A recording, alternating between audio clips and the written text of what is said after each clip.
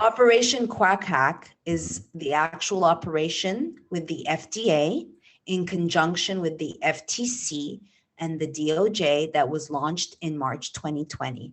And what Operation Quackhack is saying that I'm the quack, not all of this BS. I'm the quack because I sell vitamin C and I sell silver and magnesium.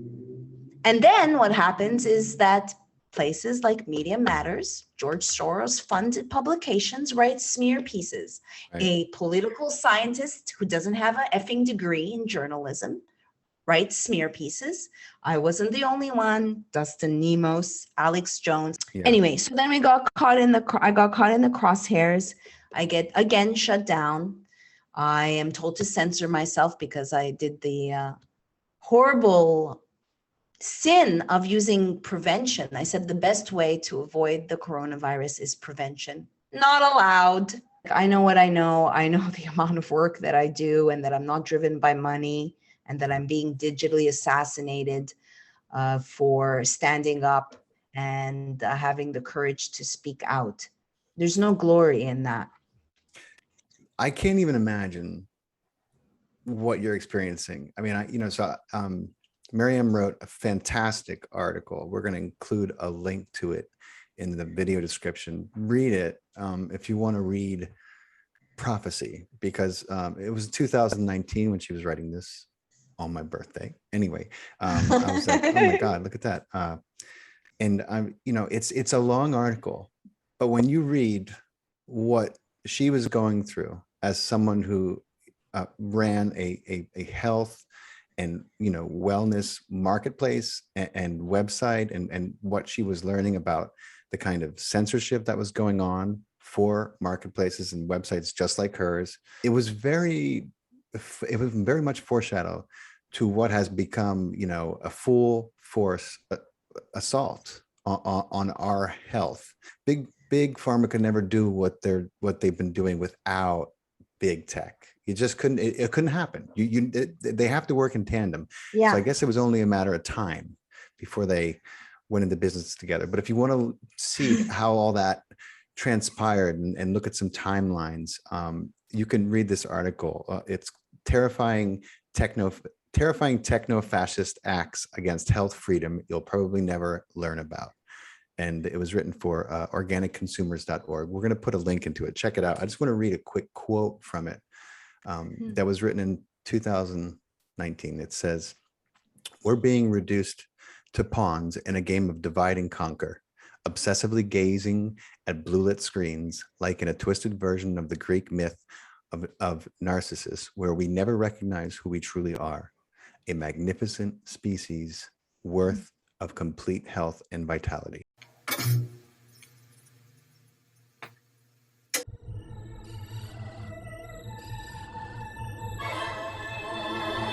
Welcome to Far Out with Faust. I'm Faust Chicho, and today I'm sitting here with Maryam Henein. A little bit about Maryam. She's an investigative journalist. She's a public health expert and a documentarian and an eco-entrepreneur. She directed a wonderful documentary called Vanishing of the Bees, a very important documentary. If you haven't seen it, check it out. It's fantastic. She's also the founder of the health and wellness magazine and marketplace called Honey Colony. And Maryam spent the first 2 decades of her career living in Los Angeles and producing the news for MSNBC4, and eventually quit to pursue freelance journalism. And her beats included spirituality, sexuality, and Hollywood, which are like 3 of my favorite things, or at least most of them on that list. She wrote for several mainstream magazines, including Maxim, The Hollywood Reporter, Los Angeles Magazine, to name a few. And I am delighted to welcome her to the show. Thanks for beaming in, Maryam. It's great to have you. What a lovely introduction. Thank you. As my phone, I'm going to take it off vibrate. I apologize. Thank you. You're very welcome. My God, it was so Maryam and I literally bumped into each other at the biohacking conference a few weeks ago. And we just immediately started talking and communicating, and lo and behold, we are very much aligned. And so I'm excited to be talking to her about everything that she's been doing. and experiencing. Yeah.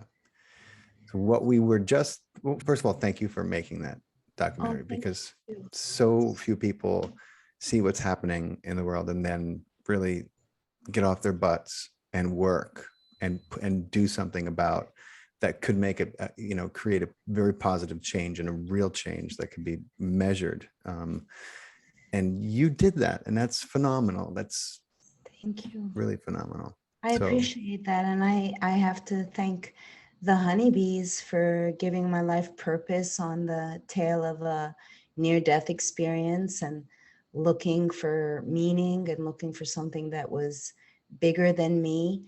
And I can say confidently now that I'm a visionary and I'm in the future. And because of the bees, I mean, to me, it's all about avoiding the poisons. And I tell people, we are the bees. We are the ones who are slowly being poisoned by sublethal doses. And that now includes genetically modified information. And they are a wonderful analogy, and they can teach us so much. They feed us. And yes, of course, people have gotten bee fatigue. I mean, that film came out a while ago. It was #1 on Netflix before there was new ownership. From what I understand, Obama is involved, and they took it off of streaming. I don't know who's they do that. Yeah, it's a contract thing, and it's they don't keep a lot of movies or even documentaries on for very long because they don't renew the contracts. But so it's probably not personal anyway. They pay peanuts. I know. I mean, it's like everything else. It's a great big monopoly. But but since the movies come out, there's been a lot of, I think, validation and confirmation on what the movie was really kind of bringing to the forefront. Something that people who were entrenched in this honeybee holocaust that was happening, what they came to understood. And then you have people like me who came late to the game and the story, and as soon as I heard about it, I was like, I'll tell you right now what's going on. Because that's all I was kind of absorbed in and learning, and seeing the vast damage that it was happening because of those things. But what have you learned since then, and what have you been like what's come about? Because you don't hear much about it these days. Everything is has to do with the health crisis happening. Yeah, well, the bees continue to die, and the soil, there's so many variables. And if you look at Vanishing of the Bees and you look at the beekeepers' stories, they too were gaslit. I mean, we can draw parallels with blowing the whistle on something, at first thinking like, what am I doing wrong? And then realizing, no, there's something corrupt afoot. And to me, when I was speaking to different beekeepers, and one is in France and one's in Florida and one's in California, I put a lot of credence on anecdotal evidence, empirical data. These are the people that are on the front lines working with the bees. So we can draw a parallel to, let's say, all these nurses that are being gaslit, and instead of thanking them for working 8 months and having a robust immune system and thinking, maybe these nurses know something, maybe there's a reason. No, instead we gaslight them and we just chuck them to the side. And the same thing with the beekeepers. And it's difficult to ascertain what's the crux of, let's say, colony collapse, because there are all these variables, and it is death by 1,000 bites, right? Death by 1,000 bites today, BYTES, and it becomes a perfect storm. But with the bees, it's at the essence, it's poisons that are whittling their immune system. And you can go and say, oh, it's the mites, it's the viruses. Yeah. But when you learn these are ancient creatures, they know what they're doing, and they just need an immune system, a concept that is now being vaporized by the Ministry of Truth. Yep. But so the parallels are endless.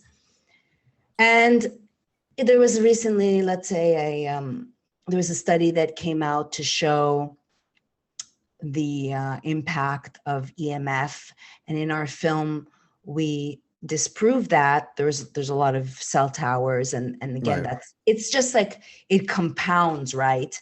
Right. And then you can say they died of mites, Right. but it's the Bacteria. they died with the Rona, but not really. It's the same thing. It's the same playbook. Yep. It's the same shit. And it's deceiving people. Meanwhile, bees are responsible for real food. That's right. And when you learn that the food supply is poisoned, how can you trust anything that follows at warp speed? I don't know. Exactly. But I was talking about this, and it's really a testament to how resilient bees are. The fact that there was no colony collapse before this, given the amount of unchecked pesticides, poisons, chemicals, pollution, you name it. I mean, the fact that they lasted so long without a kind of catastrophic collapse is, I think, like miraculous. I mean, it's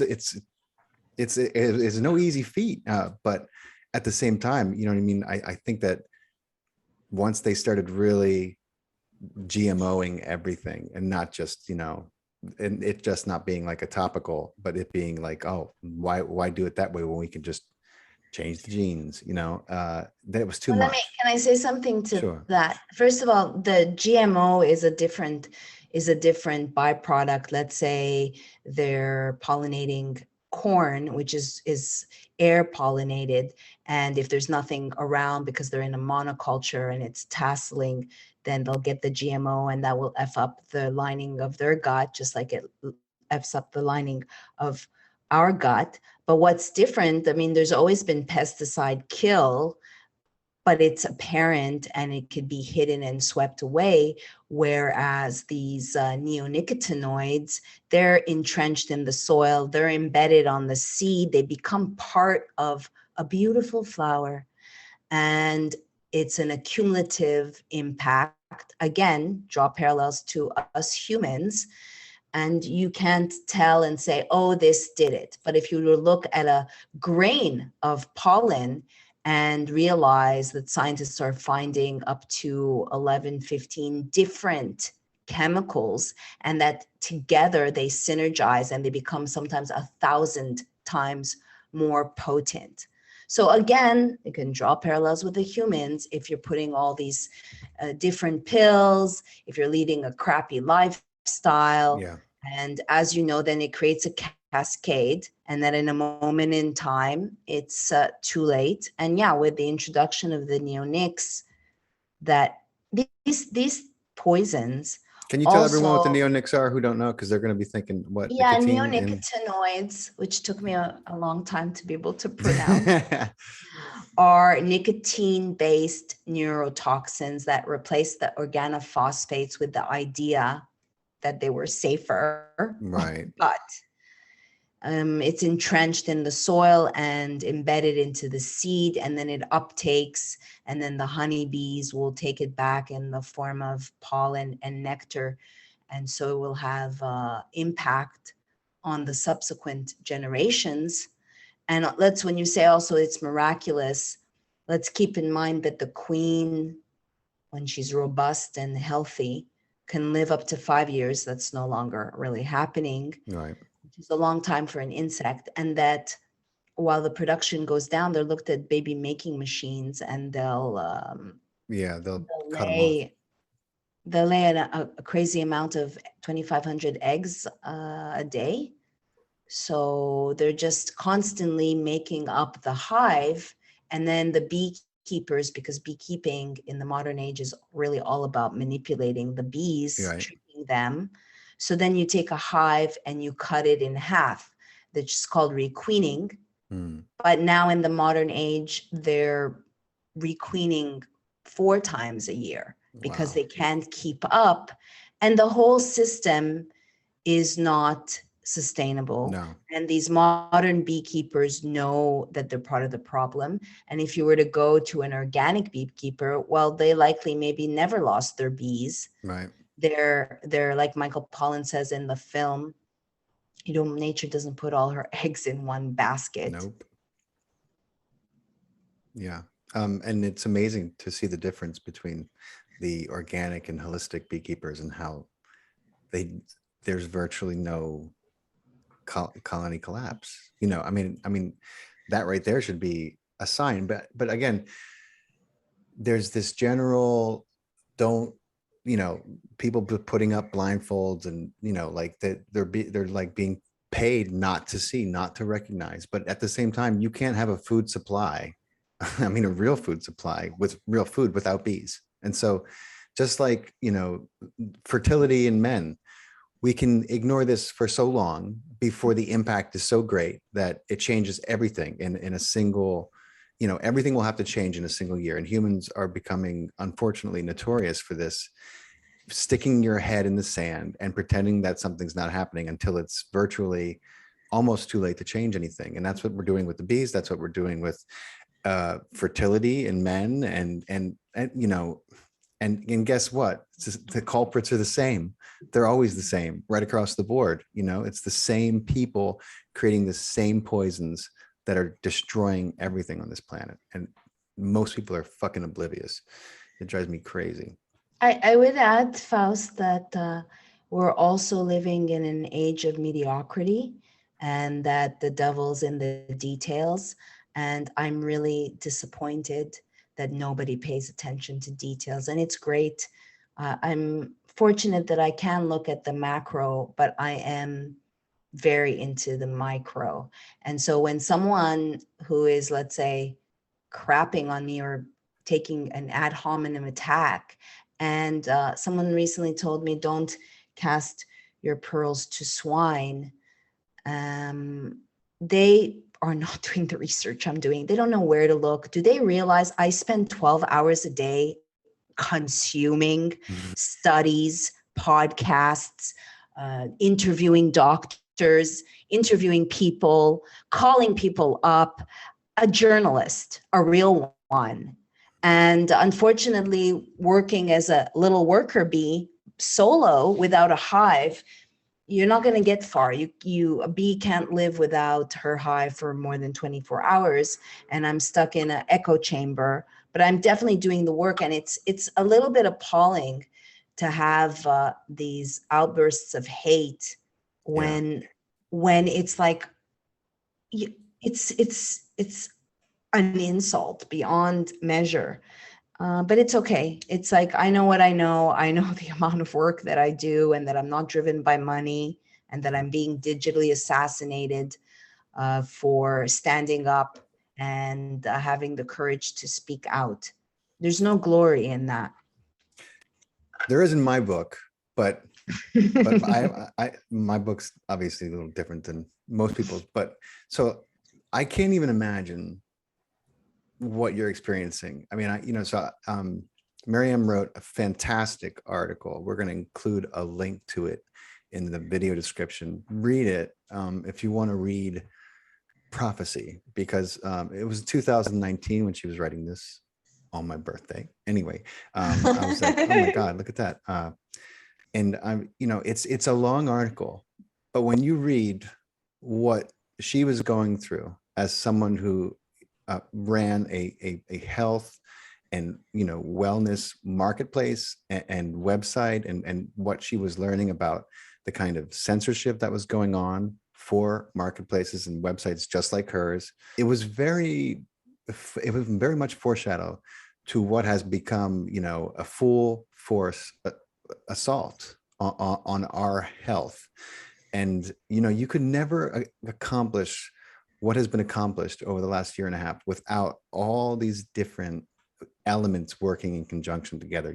Like big pharma could never do what they've been doing without big tech. You just couldn't. It couldn't happen. They have to work in tandem. Yeah. So I guess it was only a matter of time before they went into business together. But if you want to see how all that transpired and look at some timelines, you can read this article. It's terrifying techno-fascist acts against health freedom you'll probably never learn about.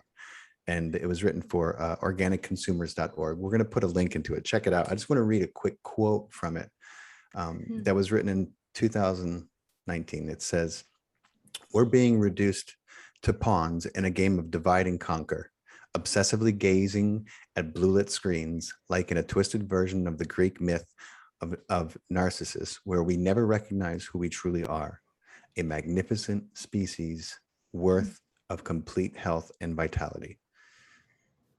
I mean, that's just that's a paragraph from, but you got to read this article because it's incredible, and you may realize that Maryam also has the ability to be precognitive.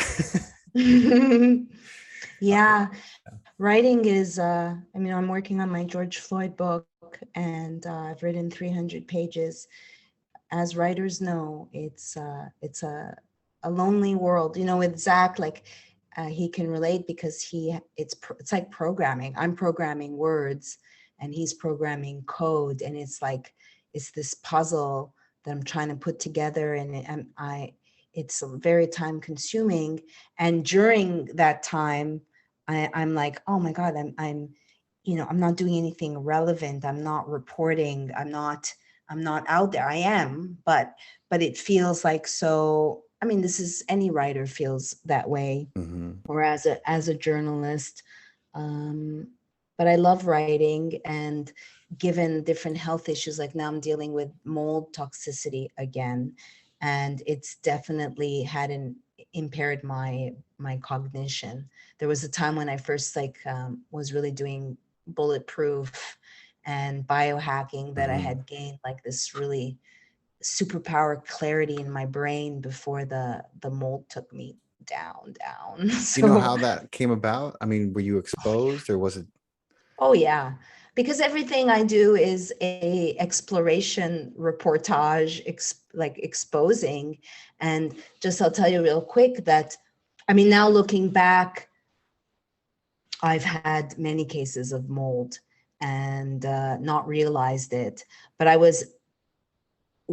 because of my Oura rings, I learned that I was having 16 minutes of REM for 2 years, and it was destroying. When I look back at what I've produced, I'm like, how did I even function?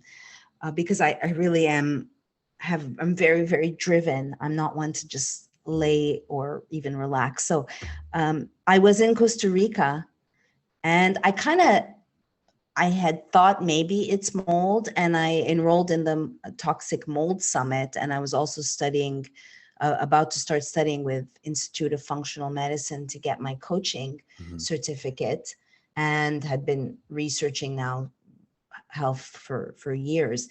And I was during the summit, and I'm like, oh my God, I bet you it's mold. So I go back to Los Angeles, and once you leave your environment and you come back, a good gauge is if you get sick. So for the next 60 plus days, I had low grade fever. Luckily, It wasn't in this time, because everything now is the Rona, even though fever is a good thing. So then I used the tools of the summit, and I manifested this inspector.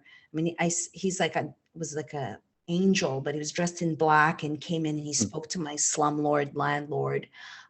He took samples. He gave me a deal because it's expensive. And then I also did the DNA swab, and I was able to pick up other fungus in the bedroom. And I proceeded to sleep for at least 4 months in a tent in my beautiful bungalow in Beechwood, right next to the French doors, so I could get air. And I determined through Great Plains that what was in my body was also in the bathroom, and it was a penicillin. So then, when I called out the landlord, and he's like, oh, we're just going to come and just put whatever, just patch it up. And I'm like, nope, that's not how we remediate. We have to go 6 feet. And I was like, I'll find you the the remediator. And in reality, I didn't share any walls. I shared one wall, and 10 years prior, everyone in that complex, they were little bungalows, was ill. And the woman beside me had chronic fatigue, which I now know is probably mold. But when she had her water leak, he just patched it up. So in essence, it becomes in the building. That's right. And I tried to go there that they can do more renovations, but they didn't want to open up that can of worms. In the end, I used my infrared sauna, my sauna space, and moved 3 times. The landlord said that he'd give me an allowance. And when I got back and I got a lot better and I was taking cholestyramine and I was on a whole protocol, when I came back, the landlord, who's 80 something, rich with like 40 buildings, came and threw a lawsuit, like literally tossed it and said, I want to get your fucking ugly face out of my apartment. You cost me $10,000. So little Maryam, you forced me to do things properly because I'm not a half-assed kind of chick. Yeah. And he sued me. And then ironically, I had to go to a sick building in Los Angeles, and I would get sick and get fever every time I was in the building. And the lawyer that I was with, I'm almost finished my story. Thank you for listening. You're good. You're good. The lawyer that was with the eviction network, because I had to have 2 lawsuits going now, and she would get the sniffles. And I said, you know, this is a sick building. And she's like, is that why every time I come here, I start feeling like I have a cold? Yeah. Meanwhile, I tried to get a lawyer to defend me for the mold. I had a dossier, Faust. Yeah. And they would say, you have a case, but we're not going to take it because it's so difficult to prove things that we can't see with the eye in our society. And in the end, I was on my last number. I thought I was calling a tenants clinic, and I get a lawyer in Beverly Hills, this Iranian man, and he said, you have to come and see me in person. So I sit down with him and he's like, what's your landlord's name? I say the name. And he's like, oh, I have him on my cell phone. I've sued him twice. All of Los Angeles. Wow. You mess with me, little Maryam? I'll show you, motherfucker. That's awesome. So I sued him. And I mean, I just bought myself a couple of months, but then I lost my beautiful apartment, which I loved, which was making me sick. Yeah. Anyway, so mold is not to be underestimated. Yeah. No, it was a catalyst. I mean, I lost a dear friend and it ended up being to something else, but it was mold that made her sick. And then from there, it was a downward spiral. But she had black mold, so it was even worse. What do you mean, they developed cancer and died? What do you mean? Yeah. It's just like, the question becomes like, what came first, because the mold was there and she was sick from it. And then, because she was in Mexico at the time, when she came back and was doing the diagnostics here, they said, we don't know what this was, but we know what it looks like now. And so it was a shock and things progressed quickly. And she ended up going the allopathic route, which I'm not sure what possessed her to do that, because she wasn't one to do that before, but I just think she was kind of shaken, really shaken from it all. But anyway, fungus can develop into cancer. Yeah, very much so, for sure. Yeah. I'm sorry. Are you saying that she went the allopathic and then didn't make it? Right. That's what I'm saying. Yeah. Yeah. She and so she had she's an incredible woman. She named my podcast. And I had just spoken to her and she was going to come on because she had a tumor in her breast years earlier, and was able to clear the cancer from her system entirely without any allopathic, without any Western intervention. She reduced the tumor it took her 1 year. She reduced the tumor to nothing. She used meditation. She had a Chinese medical doctor, and she changed her diet, and she knew she was going to get better, and she did. Incredible angel of a woman. And when I told her I was starting a podcast, the first thing out of her mouth without hesitation was, "Are you gonna name it Far Out with Faust?" And I said, maybe, maybe, yeah. What makes you say that? She's like, I don't know. I just feel like that's what it would be called. Sure enough, that's what it was called. We never did think of anything that was better than that. Yeah. So she was diagnosed, and then she decided that she was going to get the quote special chemo. Unfortunately, I was like, and I, you know, she's one of the people who taught me to trust my intuition. I didn't feel like it was my place to say anything to her about this, you know, like I felt like she was being guided towards it, but you know, she was an angel.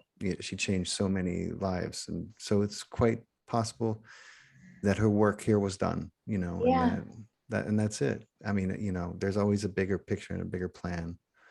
And so Yeah, that's important to keep in mind, because every person has their karma. And I had an aunt that died of brain tumor, and she didn't have children. And I wondered, like, maybe there's some people that come into life to just impact others. It's like a comet. Yeah, it's a great way to put it. It's funny you say it's like a comet. She had a quote from a song I love called "To the Great Unknown," and there's a lyric in that song that says, "We were born to dance on meteors. No, we were born to ride on meteors with our dance shoes." And she used to have that quote on her Facebook profile wall. She was always on comments and meteors, but yeah, sometimes I am a psychic and intuitive, and sometimes things come out and I don't know, like, but I see things. So when I was saying that, I just saw, like, I saw a comet, like something just going through, you know, the sky and having it impact. I remember talking to this one woman who invited me, Rachel Love Cohen, to go and speak alongside Del Bigtree and Dr. Carrie Madej, which was like such an honor, and Erin, the nurse whistleblower. But I was speaking to her and I'm like, "Thank you, Sweet Pea." And as I was typing Sweet Pea, I'm like, I don't say Sweet Pea. The fuck?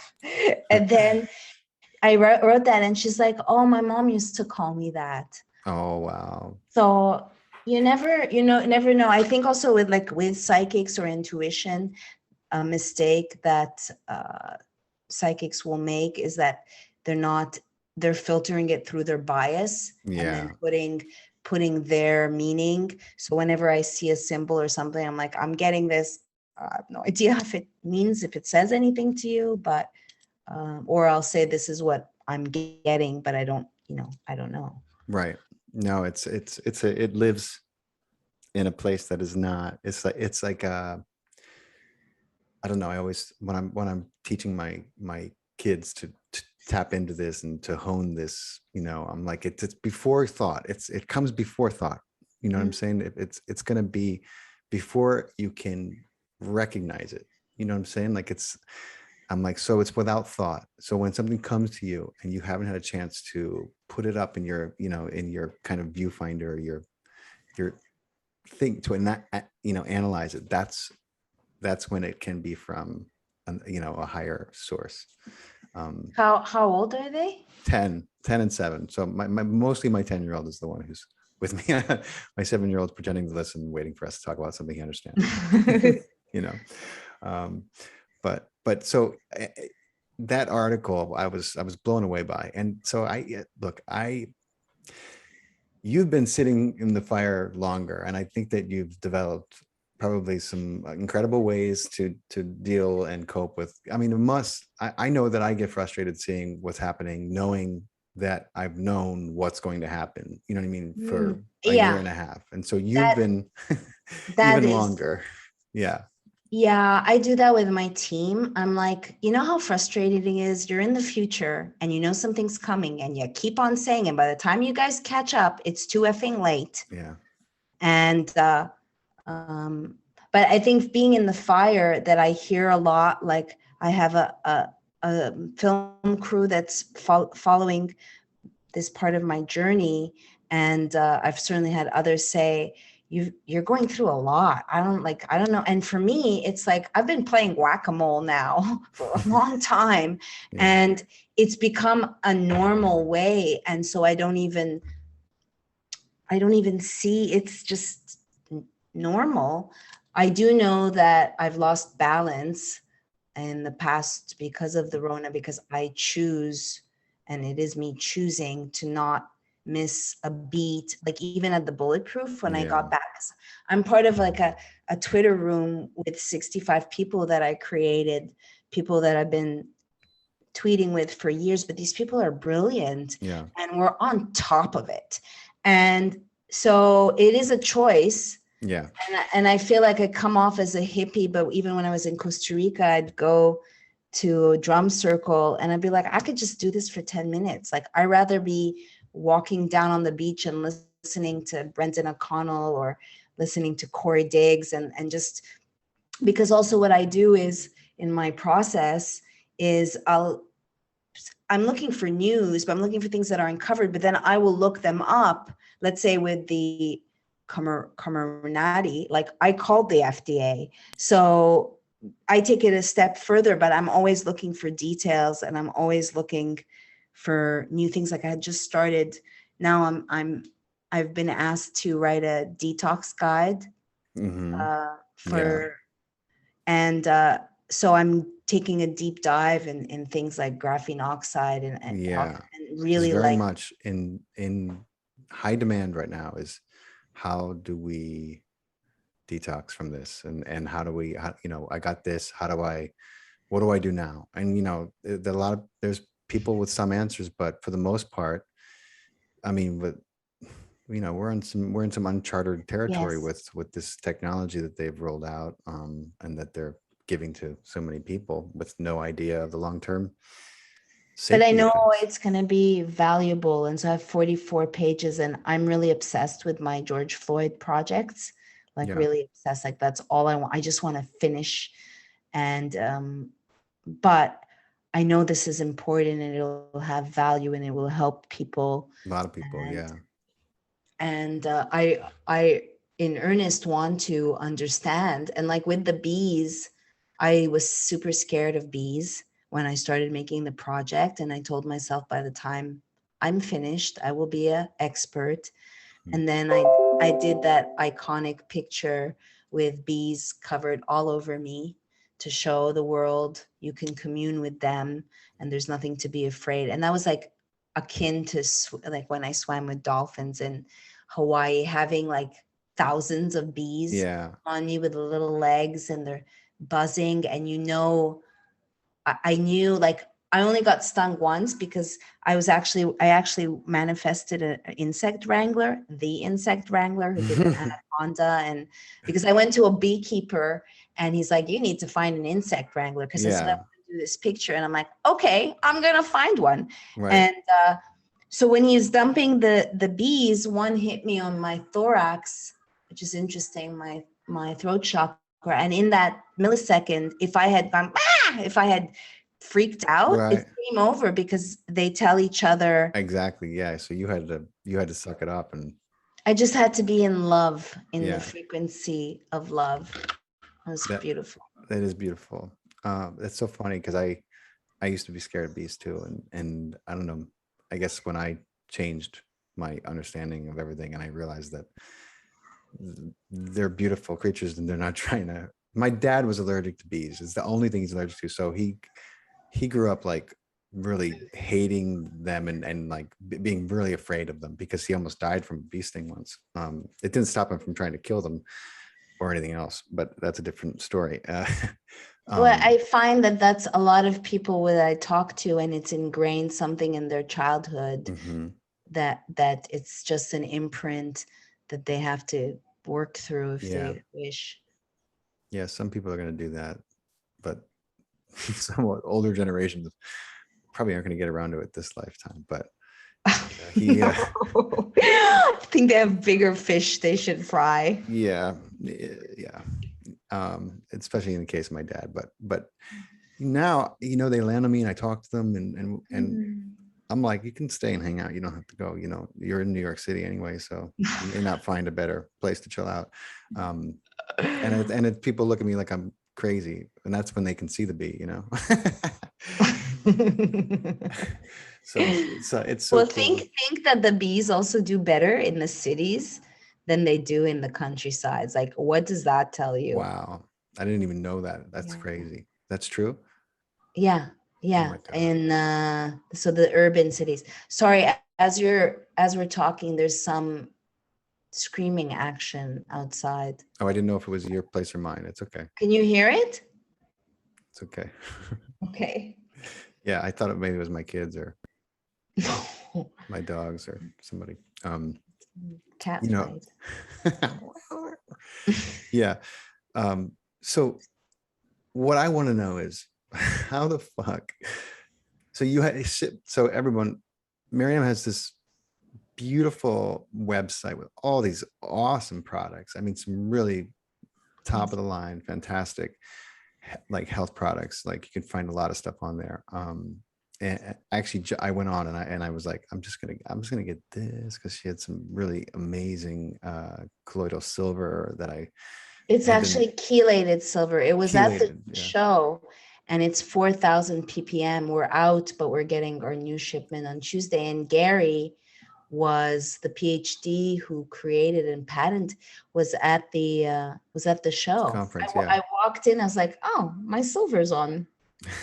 That's here. Awesome. Yeah.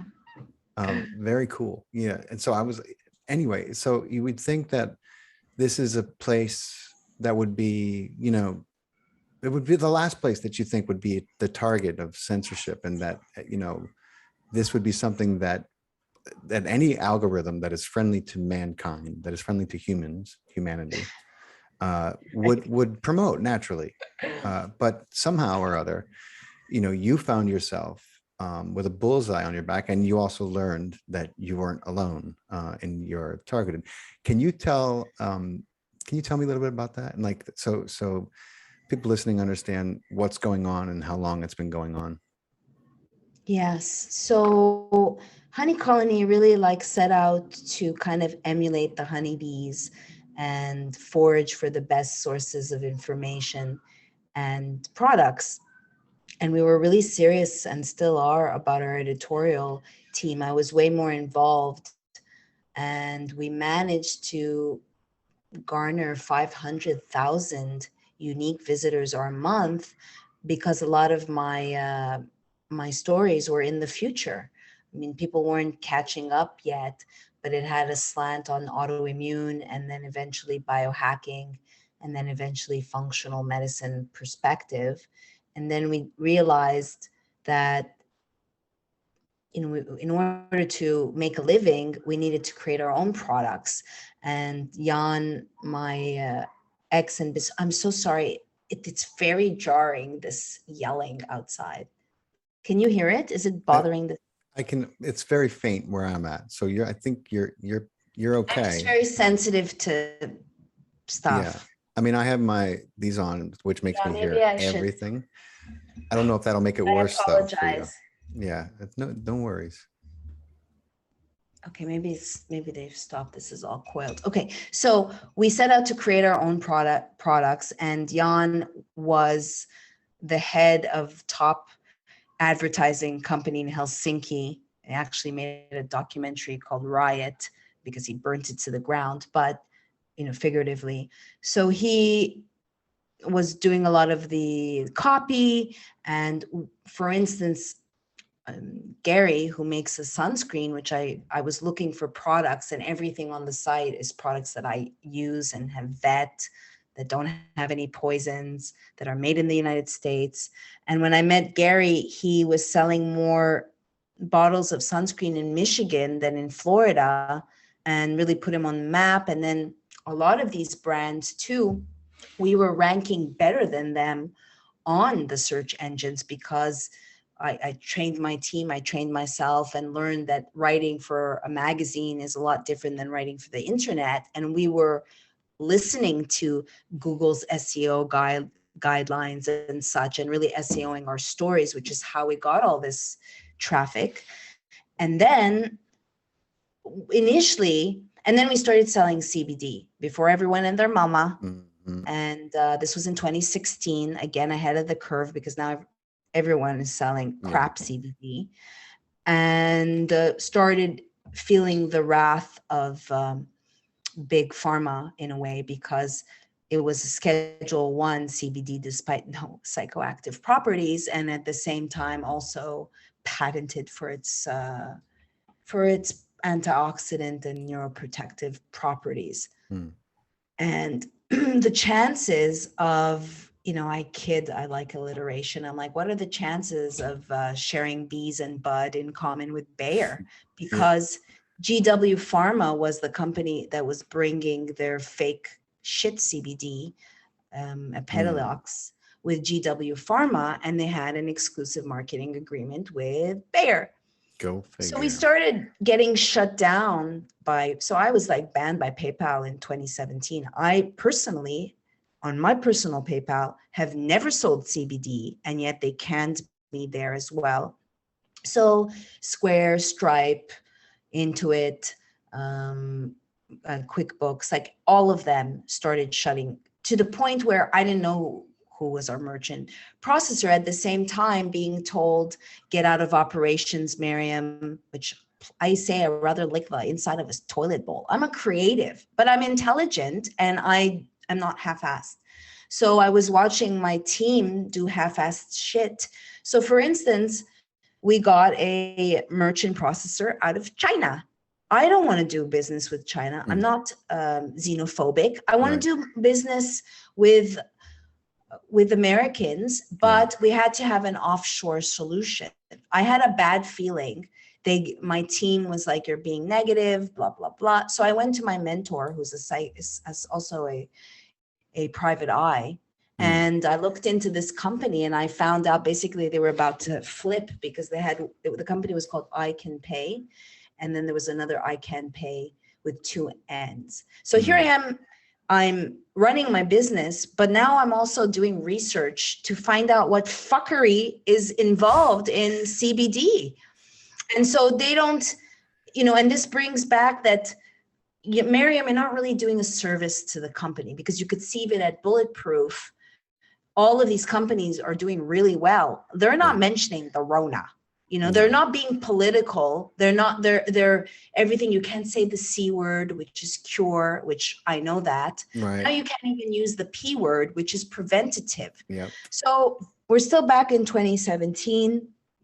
And meanwhile, as these processors are shutting us down, that means 2 weeks goes by and we're not making any interactions. I'm hemorrhaging money, hemorrhaging.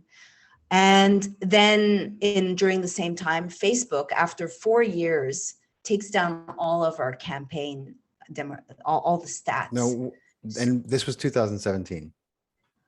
That Facebook did this. This is 2016. 2016. This is the end.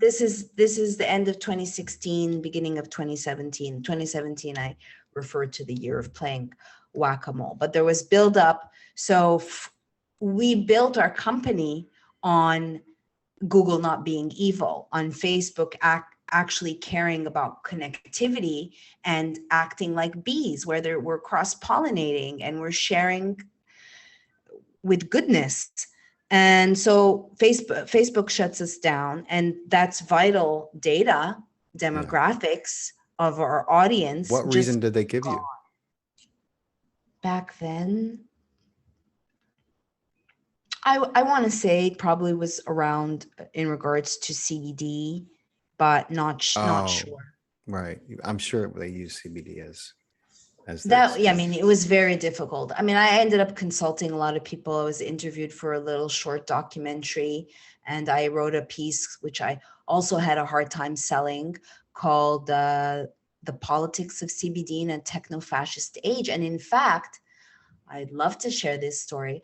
I sold it to Marie Claire, and I was like, yay, the mainstream is taking me again, because I worked for MSNBC. I worked for Penthouse. I worked for LA Magazine. I was a hustling freelance journalist in the mainstream. Yeah. Coming out of, Montreal. So yay, Marie Claire. Okay, we'll dumb down the story for your audience. It's all right. I'm still honored. And then they call me at home, and now this is 2018. Mhm. And they say, what are your personal views on vaccines? And 2 What? days later, they kill my story. My Oh story my had gosh. shit to do with vaccines. And Wow. so I knew for a really long time, because I also covered Samoa, and I saw how they mass vaccinated 200 people in 30 days, and their parents had to hide their children literally in the attics and in the jungle on 7 cases of a non-deadly measles. And many of us in this field, I mean, Dr. Sherry Tenpenny bought Ebola 2020, and I Mhm. started doing a series, and then I manifested an Ebola whistleblower, Jane Bergmeister. Anyway, so to go back, then we started losing our traffic. Mhm. And 500,000 unique visitors with no VC input is a feat. Yeah. And we worked really hard, and I worked really hard on my magazine.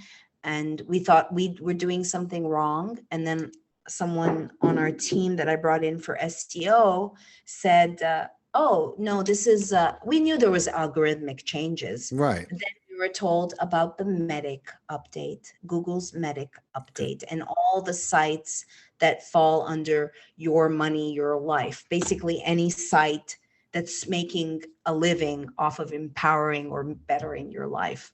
Amazing. So just to put this in perspective, and if you want a more greater detailed timeline, where you can check out the article that I mentioned earlier. But for those of you that don't know this, Google has gone into big, big business with big pharma. And this was years ago now. And so what you're seeing happening with the last year and a half, the mass censorship that has happened, the censorship that has allowed Google to really profit. I mean, massive profits, along with Facebook. The profits that they made during the 2020 health crisis, and still, with people being stuck in their homes, is, I mean, it was unprecedented, right? There's a conflict of interest there. Why is Google censoring doctors working literally in emergency rooms, treating people, and trying to make sense of what they're seeing, and make sense of what they're seeing with the policy that they're getting, which they're having trouble reconciling? And if we are in what they say we were in, that state, then everyone has a right to know what's happening. I mean, that's what the internet is for. That's exactly why it was born. And so for Google and Facebook to do what they have done, and Twitter is, the word conflict of interest does not do it justice to what they have done. They've cost lives. That is no joke. Yeah. They have cost lives. They've censored information that could have saved countless people. Information about medicine, information about procedure, information about what's happening. And so this whole trend that is happening with they're doing this under the guise that it's for our safety. That is like the quote, the Patriot Act being for our freedom. Okay. This is the same exact way that they take words and they use them for the literal opposite of what they actually are for. And just to put everything in a little bit of context of what, how you were on the other, the kind of the front end of this all happening, and what was already happening as far back as 2016. Google went into business with big pharma and big companies like GlaxoSmithKline. Is that correct, Maryam? Yeah. Glaxo, right? Yeah. Craig Venter, who's very big in the transhumanism movement, that Carrie Madej also talks about. We had run a story on Honey Colony about him, and the health sites started getting buried, and then what comes up are these auto suggestions. Now, I mean, on all the sites, it's like, do your own research. I mean, you have to really like be digging. I use Quant. I use also Swiss cows. If I want to check something in the matrix, then I'll go to the gulag. And just it's amazing because even the time machine has been messed with. Yeah. And also archive.org.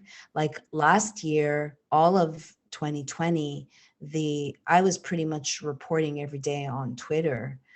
I love the platform Mhm. and I worked really hard. And then the day of the deadly insurrection, they took 10,000 viewers away and I lost Square, which is also connected to Dorsey. I was unable on my Simply Transformative CBD site because ultimately I had to break them apart and just such hell. And so then for 5 months in January, I wasn't able to make any money. I lost a lot of clients. Unfortunately, the space is saturated with crap because people don't know that there's hepatic first pass, so that, you know, they put CBD on a bottle and then hike the price. Right. And it's an isolate. It's not giving you the entourage effect. It doesn't have a profile of other cannabinoids. Mhm. And so if it's not liposomal, people don't know that marijuana, that cannabis is a bioremediator, that they use the plant to clean the soil in Chernobyl. Mhm. So it pulls up toxins from the earth, which is amazing, but it kind of defeats the purpose if you're going to imbibe some toxic heavy metals. Right. And so, you know, my CBD has Chinese herbs. There's nothing like it on the market. When the company was lost $250,000, and I was in Greece and I was working on helping out with in Icaria on a project about blue zones with Jason Prawl, and living my life as a digital nomad running the company. But then when I came back, my mentor told me, don't close the bank account, because what was happening, we had hemorrhaged so much money that I empowered my team to take 3 predatorial loans where they put me as I was the holding the bag, but I didn't know because I gave power of attorney and my ex was like, get out of operations. So I come back and they were taking $1,500 a day directly out of my account 5 days a week. Wow. So my mentor tells me, and now we've lost like all this money. At that point, it must have been like almost 100,000 that year. It hurts me to even say this. I paid $50,000 in just interest. Meanwhile, Maryam is making $13,000. So that's like perverse. Yeah. So we were told not to close the account. So it was so naive. I didn't even know what a lien was. Right. They went ahead and Wells Fargo allowed my CFO to close my account, even though I'm in another country without my permission. Right. And everything defaults. And I literally, and my business partner, who is a pyromaniac, who's made a documentary on pyromania, says, let it burn. Yeah. And I'm like, this is beautiful. I'm not going to let this beautiful company burn. Right. I'm helping people. Yeah. And that's, you know, when I had hundreds of chargebacks. I didn't even know what a chargeback was. I had to do forensic Excel sheets. I had these predators calling me and saying, we hate bees. We're going to blow up your company. Like a grown man. You're like a grown man, dude. And also with tape on my door, like to call. And somehow people helped me. My team believes in our mission, in me, and I had really good people to help me start shoveling shit, because I was shoveling a lot of shit. And I paid back all the debts. Then the Rona hit, and then they launched Operation Quackhack. Tell me about Operation Quack. Tell everyone about Operation Quackhack. Operation Quackhack is the actual operation with the FDA in conjunction with the FTC and the DOJ that was launched in March 2020. And what Operation Quackhack is saying that I'm the quack, not all of these EUA bullshit PCR tests that are not tests, where they're making Ponzi schemes. It's just a figment, not all of this BS. I'm the quack because I sell vitamin C and I sell silver and magnesium. And then what happens is that places like Media Matters, George Soros funded publications, write smear pieces. Right. A political scientist who doesn't have an effing degree in journalism writes smear pieces. I wasn't the only one. Dustin Nemos, Alex Jones. I actually think that I got caught because I did in January, in the future, a man on the street with Zach. He was working independently for Alex Jones. And I said, let's do one on the coronavirus. And you can see, this is January pre-Oscars. I say on camera, I'm calling this the virus that didn't cry wolf. And I could actually hear Zach going, what the fuck does that mean? And I actually say, what does that mean, folks? Voila. Yeah. This is what I meant. Yeah. And that was in January. I mean, Yeah. anyway, so then I got caught in the crosshairs. I get again shut down. I am told to censor myself because I did the horrible sin of using prevention. I said the best way to avoid the coronavirus is prevention. Not allowed. And in reality, silver is this is the original antimicrobial. Born with a silver spoon, the blue-blooded aristocrats, is because they ate in silver. And silver is effective. The army uses silver. This silver is listed as a disinfectant on the EPA, and yet they're coming after people like me. So imagine I'm just one person. Imagine if you've heard of the MMS, if you've heard of, they made fun at Orange Man when he was really making a reference to MMS. Well, Mark Grenaugh of Genesis Church is still in jail today. 2-3 weeks ago, or maybe a month ago now, he told me the day where they rounded all the prisoners to go get them jabbed, which he declined. And God, do you have something to say? Am I going into like saying shit I shouldn't be saying? No, he just got back in the room. Come, just checking. So here we have Mark is still rotting in he's not rotting, but he's in jail and he has a church. And so the day that they persecuted him, because first they went after his 2 sons, and it just so happened, being in the future, that I had interviewed Mark just before. And if you've ever heard Mark's voice, it crackles because he, like Robert Kennedy Jr., is also injured and something that happened to his voice. Right. So they go after the sons, they raid the house, they get the MSM to fly a chopper, cut to I thought this was a safe neighborhood. It's a church. Right. It's mineral salts.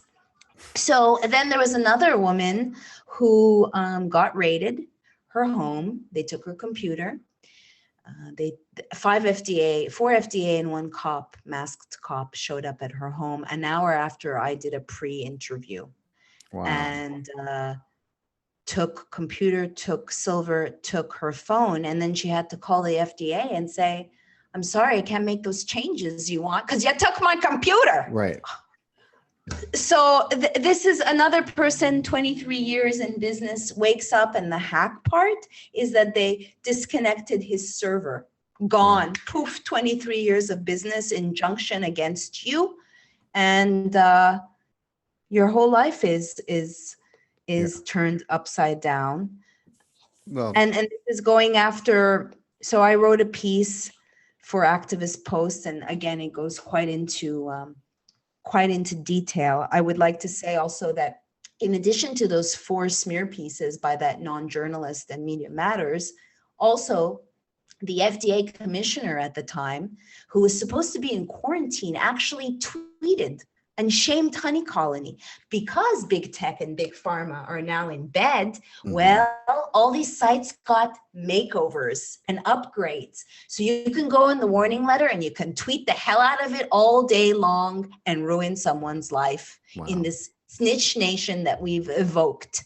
And so here I have, said, oh, Steve, I'm Steve Hahn. I'm honored that you're shaming me in the Twitter sphere while you're in quarantine. It's fucking unbelievable. Yeah. Is what it is. And look, this is, being ahead of your time is a blessing and a curse. It's not easy. Especially when you are in the field that you're in, which I believe that you're in the only field you can be in, and that as well as I do that we're called to do certain things, and we find ourselves doing them sometimes, whether we have made the conscious decision to do them or not. I mean, that's how sometimes things come into our field and how we manifest, but I'm sorry that we're going through all that. For someone who, I tell people, I'm like, listen, let me just put things in perspective for you. I find myself saying this in the last couple podcasts. I'm like, the FBI raided a Detroit, a warehouse outside of Detroit, a clinic that was treating people who had been diagnosed, whether it was PCR or whatever, with vitamin D and zinc, and they were doing treatments, and that's not allowed. That is literally not allowed, apparently, because the FBI raided the place. They were like half in hazmat suits, half in SWAT gear, for a clinic that was attempting to help people who were sick by giving them what they know to be effective vitamins and nutrients, right? Not allowed, not in this, not anymore, right? But I'd like to say, Faust, this is not new. And when you look at Rockefeller medicine and the advent that people have been persecuted, certainly it's not special. I mean, this online attack and, the quack part online because the Rona is their Trojan horse to usher in whatever the hell they want. But certainly this is not new. I mean, in Venice, they were raiding where they were selling raw milk. So they went after raw milk. During the first attacks with CBD, and I would vision putting armor on and having to speak to these gnarly people and thinking of all the suicided health professionals and thinking they can no longer practice. They've lost their money. My God. They're going to go in jail. And if they do commit suicide, is it really them or they're driven to that?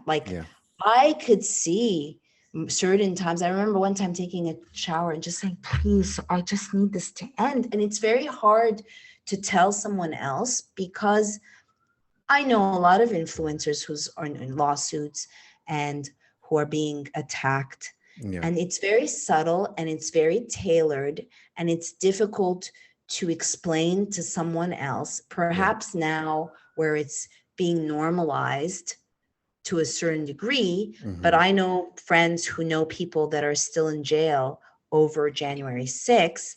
Yeah. And that was used to further along the Patriot Act. Yep. And I was there and I shared my footage with Rudy Giuliani, and I took part in the live action role play. I don't give a crap.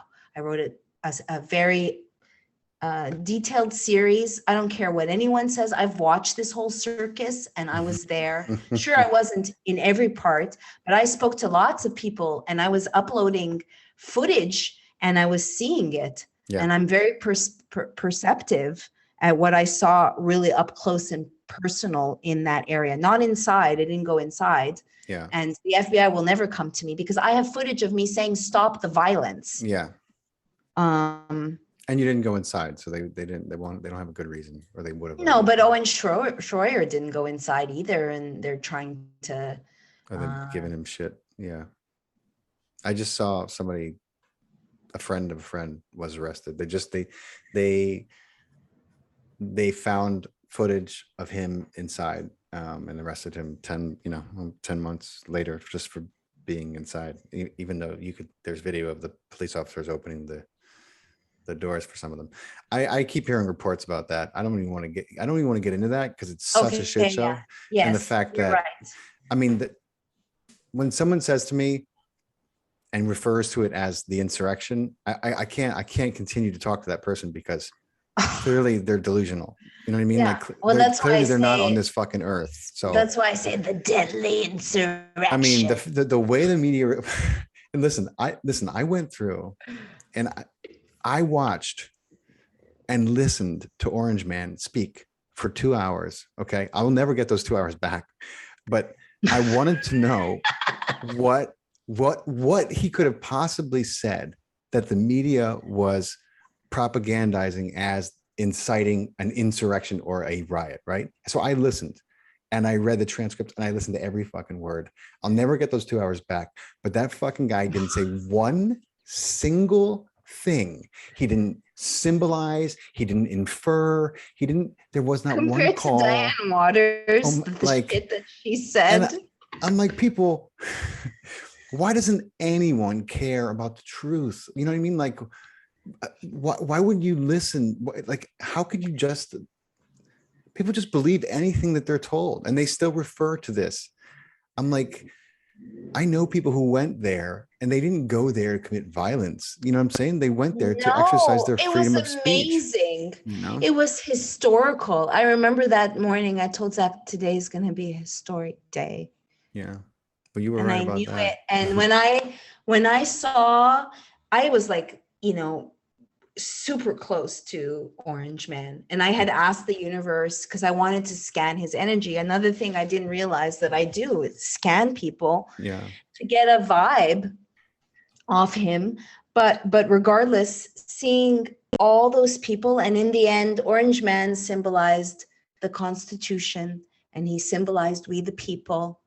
And as a Canadian, it only recently dawned on me, oh, this is why this country is different. I used to mock at this football. Everything's a football game. You cheer and shit. And then I realized, and here I was with patriots and thinking these people get it. It's sad that it's divide and conquer and it got, but in the end, that's what he symbolized, whether it's all political theater, it's all divide and conquer. It is. And unfortunately, it's one of the tactics that he used often. That's unfortunate about him. But, look, if you swim, in a dirty pool, you're going to get dirty. I don't think it's possible not to, but that's beside the point. I know people who I met who were very spiritual, who, took an interest in politics, hearing Marianne Williamson speak.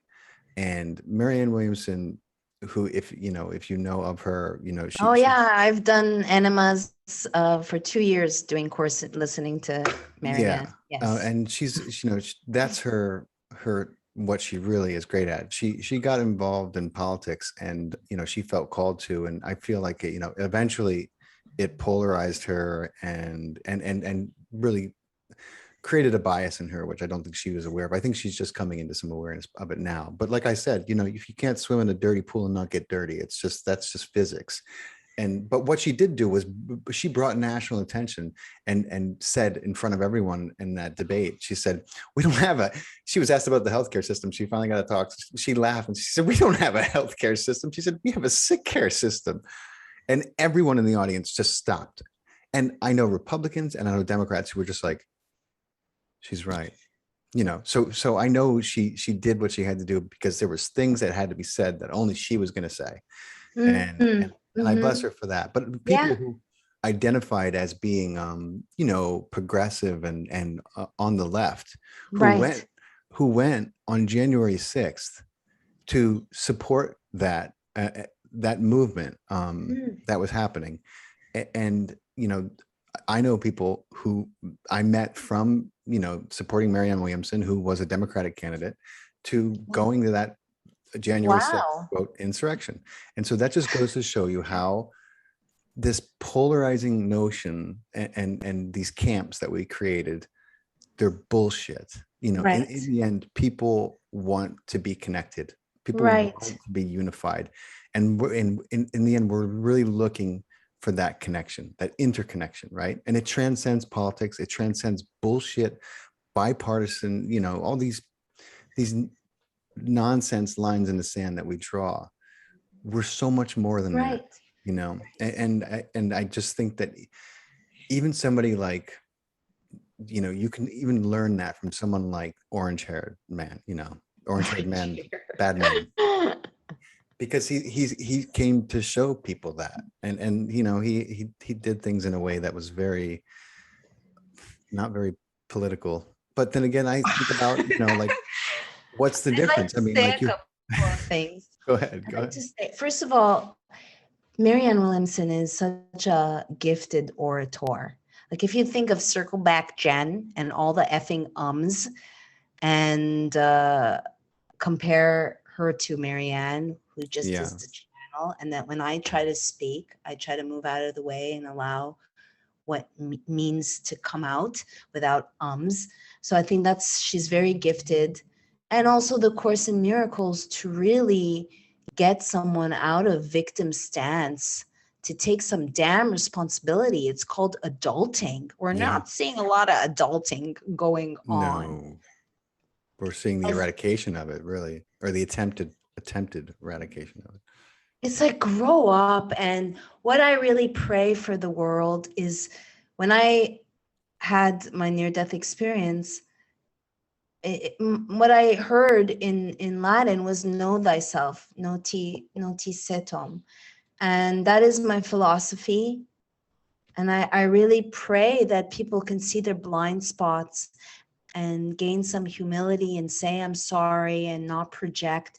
While we have this epidemic of narcissism, I also want to say that I considered myself to be a Democrat, even though I was Canadian, and I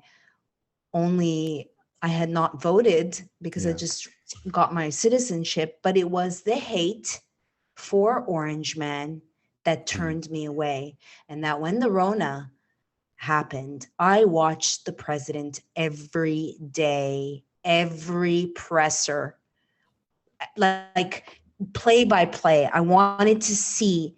And that, yes, that is when I also saw, and maybe that is too a shtick. Maybe it's like, okay, well, we'll take this guy and we'll make it fake news, and we'll create this division, because who knows what else is a psyop, because it's so over the top.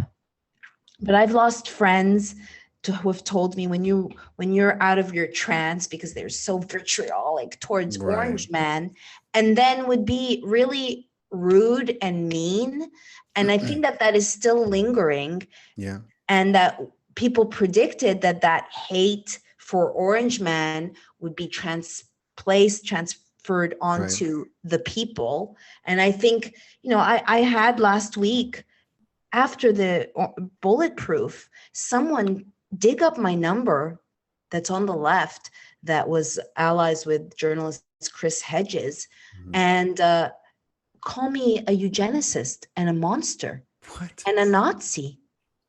Me. You confused with someone else. And so I called her as an adult to have an adult conversation.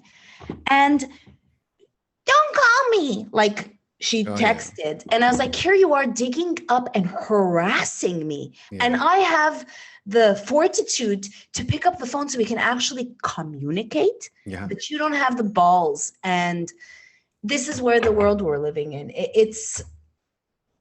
Yeah. Let me, I have a complete understanding now of why I bumped into you, why that was inevitable. Why? We have a lot in common. We share a lot of experiences. So I was doing the same exact thing. Like I was not a fan of Orange Man at all. I was pretty outspoken about him, there for a bit. But then when the crisis hit. I was very dialed in and paying attention, and I was watching him, and I was listening to Fauci, and I was watching the timeline and I kept seeing the media take what was just being said by Tony Fauci and twisting it and making Trump responsible. And like, I was like, what the fuck? I was like, wow, how do they do that? Fauci just said this, and why are they saying that Trump said this? And like the letter just came in from the World Health Organization that said this, and they're saying that, and I'm like, what the fuck is going on? And I'm like, holy fuck, are they misreporting this? And they were of course they'd been crucifying him in the media. I just was kind of part of the party that felt like, oh, he deserved this. But then I started to go back and look at and said, if they're literally bullshitting in real time about everything he's doing right now with this this party we're having, what else? Then what else did they bullshit? I don't know if that's an act. Did they feel bad? Well, that in 2016 I did an Aya ceremony, and I was in Corfu. It was before 2016, and a spirit told me, get your citizenship before Trump comes in. So kind of knew that was going to happen. Yeah. And then I heard go to Costa Rica, and I was living in Greece as a digital. I love Greece. And I was like, and I had been to Costa Rica and lived there, but I was like, oh, Costa Rica. And I thought back then I wasn't eligible to vote, but that there was a whole subclass of people that were like, F Hillary, and let's just see what happens. There was more like let's just go against the establishment, and boy, did that happen. And so I had a massage therapist that would come, and she would just hate on Orange Man. And it took me a while, because we'd gab when she's massaging me, and I'm like, I'm just getting all these negative vibes, and I do not want to be infected with the real virus, which is hate and fear, and it's very contagious. Because when you see these vile actions, like you want to punch someone in the face, and I have to catch myself and say, no, I am not going to go to lower my frequency and go to that level. And in that way, in this way, Corona has been, most people have to get balls. I don't need that. So I've used it as like, okay, don't say anything, put the face mask on. I used it as trigger work. And to garner and cultivate humility, because unfortunately, most people, you don't have balls. And I understand, got to do it for your job. But in the greater scheme of things, you are ushering in communism. Among other things. And you know what? It's what they don't realize is that, man, there's a wonderful woman who I'm fortunate enough to call my friend, and who I've known and studied under for a few years now. Her name is Michaela Sheldon. And she's a channel and a medium, powerful medium, psychic. And she often channels, and sometimes, she has to get current, although she does a wonderful job of navigating it. She talks about how, look, when you're trying to decide how to escape a bad situation with options that you hate, when your only options are get this and possibly put things in your physical health in jeopardy, or don't get this and put things in your physical life in jeopardy by not having the means to live, support your family. When those are your options, you're already fucked. That's not what she said. Don't get me wrong. Michaela, I'm sorry if you ever hear this, but what she's saying is you've already put yourself in a situation with your thinking and where you're at, that you don't have the freedom you need to thrive. That's her point, not what I said. What I said was a very crass summary, but what I'm saying. It's important that we understand we have options, and that if we tell the truth, even if it's the most unpopular thing in the world, if it's ours and we own it and we believe it and we know our integrity lies on it, then the universe will open up and make more room for you. I mean, I know that's my experience and I believe that. So yeah, it takes courage and fortitude, and to realize this is a spiritual battle. And it's like Westworld, where many have woken up. And I don't know if it's because it's gotten more obvious, or is because we've raised our consciousness, or a mixture of the two. But I'm sure for many of us, we're like, well, this is why I came. This is yeah. what I've been training for. And when I met Zach, and he'd make fun of me because he's like, medical martial law. Boy. And then like the other day, it's like, you were right, Mimi. Yeah, you sure were. My God, you were, unfortunately. But Many of us. so when Maryam is referring to Zach, she's referring to Zach Vorhies, who The Zach. the Zach Vorhies, who some of you may have heard of.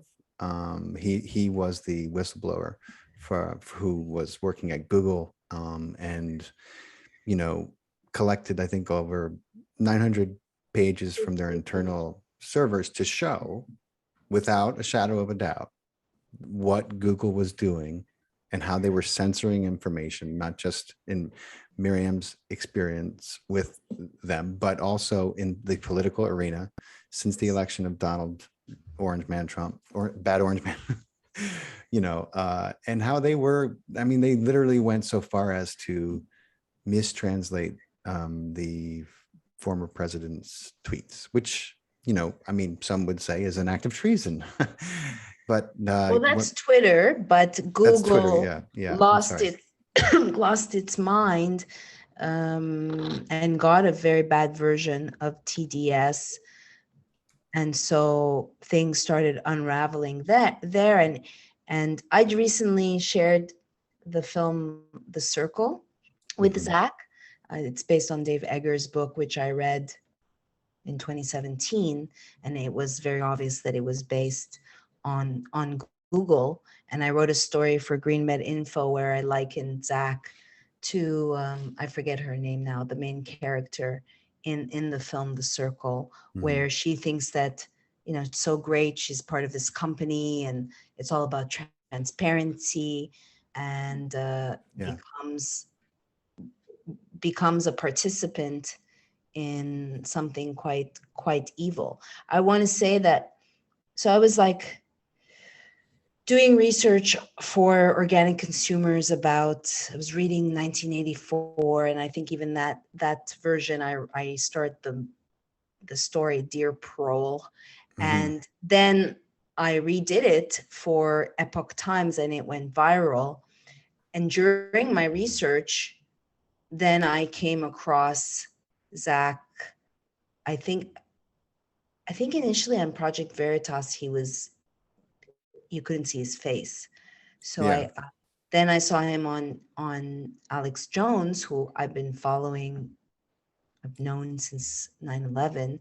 And I saw his eyes and I felt a familiarity, but it was like, I wonder if this guy can cement some of my findings about Google. And then I reached out to him on Twitter, and then we did this amazing 4-part series, which YouTube deleted.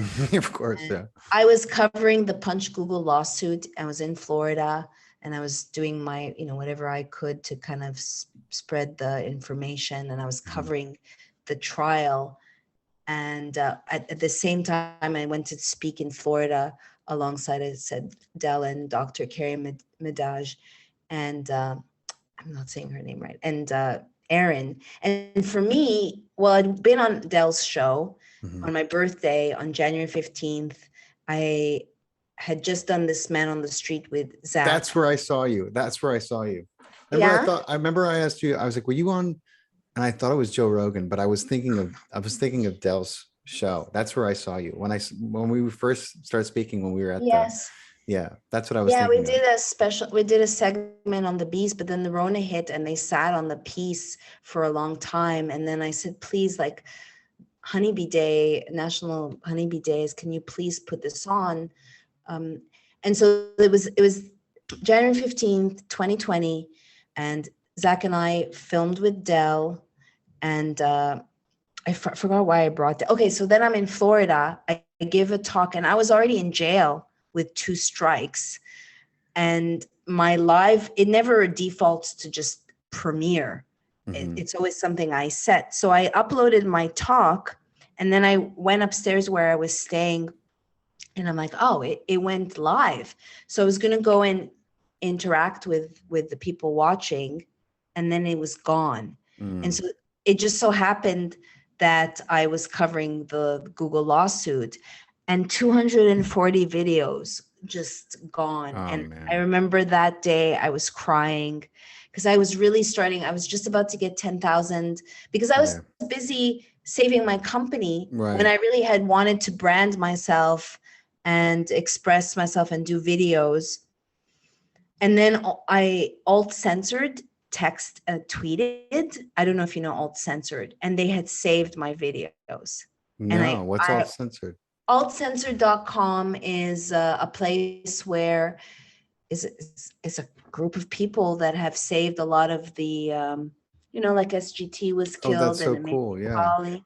And so, they made it like a tombstone, like 200 videos, this date to this date, like at 200. And I don't even know why, they were tracking me. Anyways, it was such a gift.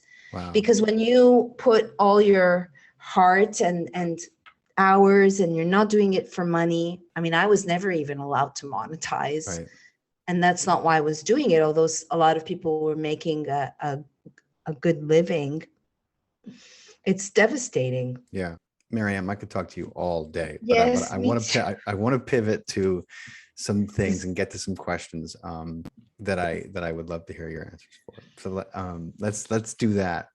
Sure. These are fun anyway. If you could recommend a book that changed your life, like had a profound impact on you, which book would you recommend? Wow, there's so many books. And can we circle back? We can circle back, absolutely.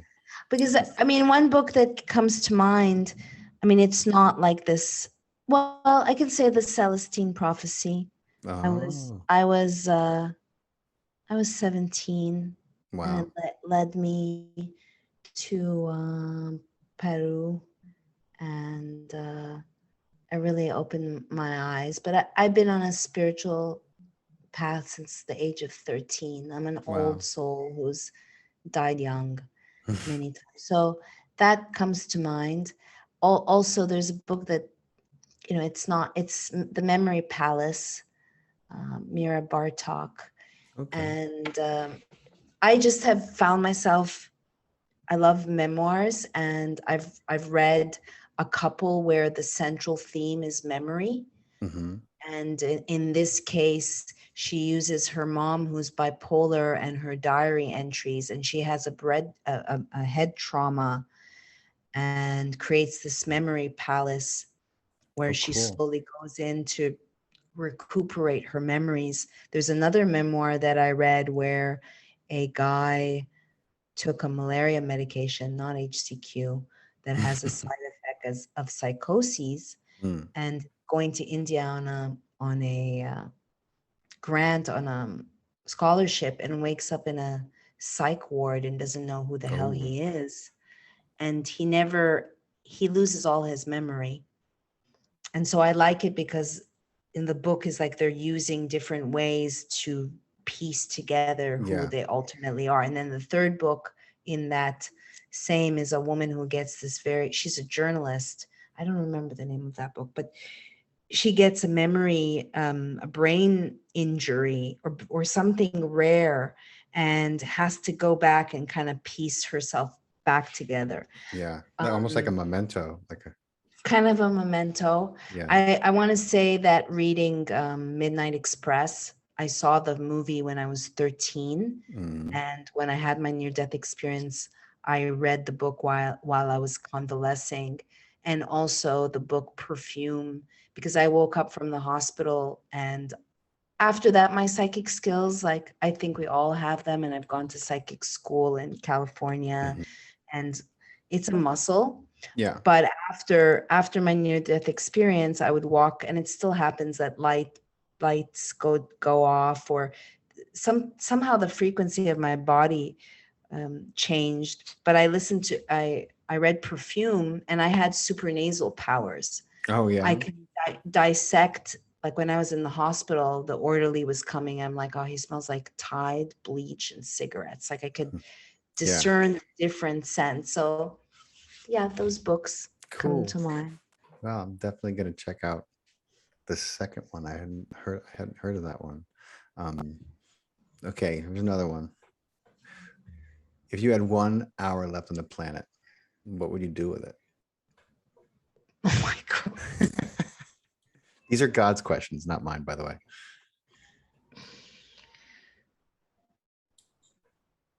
If it's just me, or everybody. God didn't give me a lot of details with these questions. No. Well, I guess it I doesn't don't know. have to I be you. just pictured I just want to like cuddle with Zach. Nice. And now he's gonna have to listen to this to the very end to get to this part. I mean, I like this one. This is a little more my style. So have you ever had I mean, you could call it supernatural, but it doesn't necessarily have to be the traditional sense of it. And I know, and I can already tell this about you, that you have supernatural things happen to you all the time because you experience them in your senses, and that's become a part of the way you operate. I mean, Yeah. I don't need to know you more than I do already to know that about you, but let's take it to a little farther out, right? Have you ever had Okay. have you ever had an interaction with an ET or a ghost or a UFO in any way? Like something that No, you were like, oh my God, I've sensed things, but I had an entity that attached itself to me in a tomb in Egypt. I oh, was hosting a documentary that ended up on TLC on the Ark of the Covenant. oh, And I was just doing a show with John Hutchinson. He's a well-known scientist and did a whole host of experiments on batteries, because in essence he was recreating the arc as a battery, a capacitor. And so I'm Egyptian, half Greek, and went to Egypt and was in Luxor, and there was a fixer, and went in, and there was these little Shepti dolls. They're clay dolls, and the clay dolls took the place of these slaves when they used to bury them alive, and infused the idea with psychic powers. And the fixer said, take one. And I became like Frodo. I was like, I have to have this. I have to. So I took two of them. One was like, they were clay, and one was a crappy, and I gave it to Bruce, the director, the decapitated one. And that day I started having dreams in Arabic, and I heard the word sibiha, which means leave her. And I thought, well, she's much better off with me than at the Luxor, at the Sheraton. So the next day we're going back to Cairo, and I said to Bruce, so where's your doll? And he said, I had a bad feeling. I put it in a planter. And I'm like, why the fuck didn't you tell me that? So I come back, and as soon as I walk into my apartment, I could smell the doll. And oh boy. I developed a very weird cough. Looking back, I think there was mold in the tombs. However, I also developed insomnia. Oh. And I got a job as the assistant to the director of Catwoman on the Warner Brothers lot. And it was a big deal for me because this was the second job after my accident. Mhm. So I would stay up till 7 and then I'd have to go to work at 8:30. And I Wow. still had a metal rod in my leg. And I was not a happy camper at I all. bet. I was I going bet. crazy. Yeah. And one night I did automatic writing and I wrote with my right hand, "Why am I not sleeping?" And then with my left hand, I wrote, "Black entity is attached." And I freaked the fuck out. It's like, what the Wow. fuck? And I went to a doctor. His name was Dr. Ohm, and he was on the PCH. And he was like a real Western medicine plus Yeah. naturopath. And I said, well, maybe I'm really stressed out. I'm not sleeping because I'm helping this director and it's the first job I've had. And he's like, oh no, you're helping more than one person. Yeah. And I had not told him anything about the automatic writing. Any case, I ended up having an exorcism. Wow. Like an And old school, like a religious exorcism? it was a healer Oh, okay. from, I want to say, Tanzania. Yeah. And it was with Dina Metzger in Topanga. She's well known, and but she likes Kamala. Anyway, and Sounds familiar. Yeah. so he did exorcism, and I don't remember, but my girlfriends were with me, and they said that I was wailing. And before I was watching other people, and I was like, Mhm. okay, what's going on? Yeah. Because as open as I am, I'm still skeptical. And if you do know me, it's like, oh, I look like this patchouli wearing hippie. Right. But I say like I'm only one part woo because I am. I read science, real Yeah. science. No, I know. I know. So anyway, so we did the exorcism, and that's my answer to your question. Wow. Have you heard of Bernard Gunther? He's prolific. In any case, he's written about love bites, and I worked with him for a while, and I've interviewed him. And I ended up writing a piece for Quillette. Well, it ended up on Quillette Mhm. called "How I Lost My Partner to a Parasite." Oh, I saw the name of that article. Yeah. And I was like, I And wonder what the hell that's about, but I didn't have a chance to read it before we spoke. Go ahead. I'm sorry. it's a long piece, but it's probably the best piece I've written. And Bernard told me, forget about sexually transmitted diseases. What about sexually transmitted demons? Boy. And so we go into hyperdimensional entities. And I mean, that story is my ex went to cover a voodoo ritual and was one of the first white people to be allowed.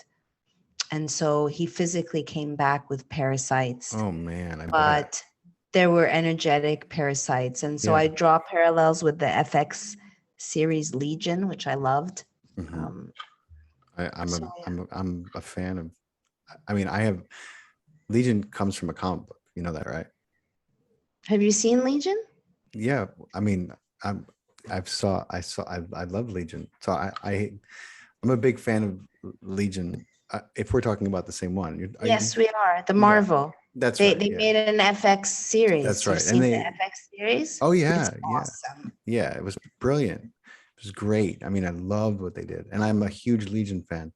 And for like, they don't say this in the show, but Legion is Professor Charles Xavier's son in the comic book. I mean, maybe they reveal it eventually, but and he's just. I mean, the comic book character is written he was supposed to be raised by his Scottish human mom, and so he's Scottish, and he's got this great accent. Oh, wow. Fantastic character. I love that series. Yeah. I love sci-fi. I love sci-fi and all the predictive programming. Like if you see the 2016 film Equals, and that's very relevant today. I don't know if you've heard of it. I haven't. No. There's been a bunch of them though. So I got one for you. Okay. My favorite question. So if you could, if you could whisper, speaking of programming, if you could whisper a suggestion into the ears of every sleeping person on this planet, that would allow for them a greater ease in this life, a greater expression of who they are, what would you say to them? What would you give them? If I were to utter a phrase, is it a phrase or is it It can be a suggest? phrase, it can be a mantra, it can be a suggestion, it could be a sentence or two. I'm thinking as now there's like screaming coming from the left of me. Is that what that is? I heard that, yeah. Yeah, I didn't sign up for it. It's been 2 days in a row of like some yelling. Okay, sorry, I apologize. That's okay. We can always edit this out anyway. We're gonna make you look really quick. You're gonna be like, I got this. Don't worry, we'll take care of it.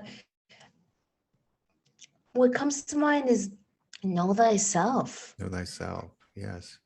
That, however, whether that translates to how does that hit someone, or how does that land rather on someone? I'm not quite sure. I know how it lands on me. Yeah. Yeah, but you have a high EQ and you've done work on yourself. So. No, I know, but it's still the God, it's the phrase that I hear echo and that I utter and that I want to scream often from the mountaintops, especially over the last year and a half. Because there's been so much projection and hypocrisy, and how can you don't know you're being hypocritical when you don't know yourself, when you can't see yourself and be honest with yourself. And that could be for any number of biases or prejudices. But over and over, I see people who are just, it's like they're holding a hammer that says hypocrite on it, and they're just going around beating everything with it. And I just want to be like, hey, listen to me. You have a hammer in your hand that says hypocrite on it. I don't know if you realize it or not, but you're beating the shit out of everything with it. And you don't even know it, I love that. Know thyself. I love that you said that. And I love that you heard that. You heard that. Yeah, when I had my near-death experience, and I can write a dissertation on a thesis on narcissists, and I know that that's thrown around, but we are really living in an epidemic that's been nurtured by this selfie society, and we need to cultivate more humility and kindness. And the thing is, let's say I am a bitch or I yell at a robot on customer service. I feel like shit afterwards. Yeah. And when there's some of discord, even like if I'm talking, even if I'm venting with a friend, but it's negative, I feel yucky inside. Yeah. And I go to the place of like, what am I doing wrong? To the point of like, I'm beating myself up. Whereas I see that the reflex for most is blame. And how can we transcend blame? And when you're talking, I'm sure you've encountered this where someone doesn't want to do something, but they're going to use you and manipulate the situation to validate their cowardness of speaking their truth. Right. And it happens and you get caught in it. And it's like, I get senses like, I just get a premonition now of what's going to happen. And I'm like, am I willing this? Am I making this happen with my negative thought, or am I feeling it? What's that the intersection between like being prophetic or creating your crappy reality? But my point is, you're the common denominator, but I'm at the other end where I'm working against myself because I'm beating myself up and not seeing, or just going to me, what can I do different? And I really think like when two people are speaking, you can tell like, what's the objective here? Compromise, communication, or you're right, I'm wrong, and blame. And if you have that type of relationship, it's like, again, can we fucking practice adulting? Yeah. There's no more time for this childish, like, man up, woman up, stand up, take it to the next level. And that's why it's like someone like Jordan Peterson. I remember I wrote a piece, and it's another well-written piece on his carnivorous ways from a functional medicine point of view. And I pitched it, and I was still trying to pitch and get acceptance from the mainstream. And a woman said, oh, he's misogynist and racist. And I said, I'm a brown woman. Have you read or listened to Jordan Peterson? Yeah. Because I've read his books and I've listened to him, and he's not a misogynist and he's not a racist. Right. But they didn't take my story. Yeah. We're going to do it again. Okay. Thank you. Thank you so much for your time. I'm going to post it on my, where are you posting this? Is this YouTube friendly? Probably. I mean, not. We'll make it so that it's YouTube friendly enough. I hope. We'll see. But it'll go. What I do is I bleep my certain words out. Yeah. So we do that too. And we cut around things, and there's a lot of ways to do it. Okay. And we didn't get too crazy anyway, I don't think. Yeah. We'll get crazier next time, Yeah, I'm all about, don't want to be censored. So please send it to me as well. Okay, Faust. And I'll be in touch with you about everything about the premiere. Absolutely. Okay. Thank you so much. I'm sending you a virtual hug. Thank you. Thank you. Right back at you. Appreciate it. Thank you. Marianne. Bye, God. He says bye, I'm sure. I pressed the wrong button. Bye, God. If you're there, he's probably sleeping.